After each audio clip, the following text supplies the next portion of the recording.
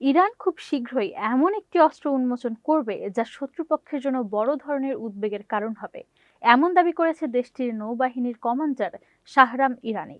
বুধবার দেওয়া এক বক্তব্যে তিনি বলেন, অতি দ্রুত আমরা এমন একটি অস্ত্র সামনে আনব যাকে শত্রুরা গভীরভাবে ভয় পায়। তিনি ইঙ্গিত দেন অস্ত্রটি শত্রুপক্ষের কাছাকাছি অবস্থান করছে। শাহরাম ইরানি দাবি করেন, ইরানের বিরুদ্ধে সাম্প্রতিক হামলায় দ্রুত সাফল্য পাবে। শত্রুপক্ষের এমন ধারণা এখন সামরিক মহলের হাস্যকর বিষয় হয়ে দাঁড়িয়েছে।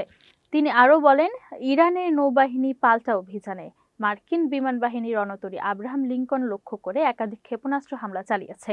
এতে নির্দিষ্ট সময়ের জন্য ওই রণতরী থেকে বিমান উড্ডয়ন ও আকাশ অভিযান ব্যাহত হবে বলে দাবি করেছেন তিনি।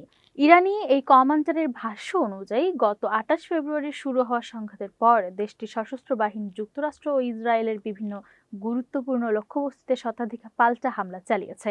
তবে এসব দাবির বিষয়ে যুক্তরাষ্ট্র বা ইসরায়েলের পক্ষ থেকে তাৎক্ষণিক কোনো মন্তব্য পাওয়া যায়নি।